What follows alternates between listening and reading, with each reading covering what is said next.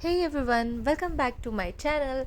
सगळ्यांच्या गणपतीमध्ये गोड गोड मोदक पोट भरून खाऊन झालेले आहेत. सो आज आपण एक इंटरेस्टिंग रेसिपी बनवतो आहे जिचं नाव आहे मोदक हंडी. त्याच्यासाठी सगळ्यात पहिले मी 1 वाटी बेसन पीठ घेतलं आहे. त्याच्यामध्ये थोडीशी हळद, थोडंसं लाल तिखट, चवीपुरतं मीठ घालायचं आहे, 1 चिमूट भरून ओवा चुरून टाकायचा आहे, थोडेसे तीळ टाकायचे आहेत आणि एक असा घट्ट त्याचा डो बनवून घ्यायचा आहे. आता आपण बनवणार आहे मोदकाचं सारण. त्याच्यासाठी सुकं खोबरं घ्यायचं आहे, त्याचे बारीक बारीक तुकडे करून घ्यायचे आहेत आणि याला मिक्सरला फिरून घ्यायचं आहे.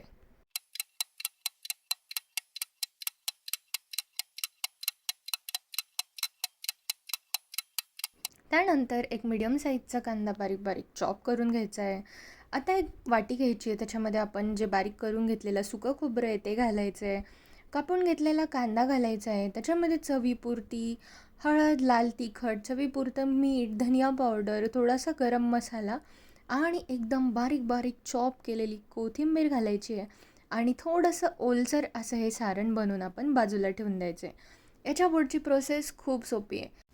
आपण जे घट्ट भिजवून घेतलेलं पीठ आहे त्याच्यामधून एक गोळा काढायचा आहे आणि त्याची एक मीडियम थिकनेसची पोळी लाटायची आहे. जास्त पातळही नाही आणि खूप जाडही नाही.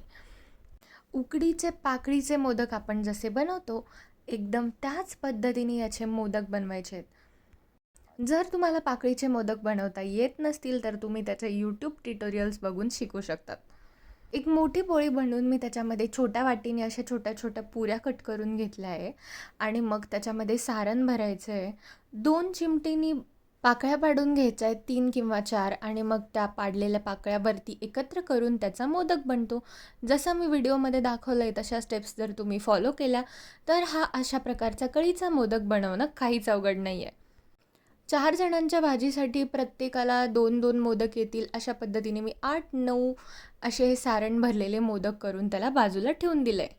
मोदक बनवण्याच्या माझ्या स्किल्सवरती कोणी शक करू नये म्हणून मी त्याचासुद्धा व्हिडिओ रेकॉर्ड करून ठेवलेला आहे.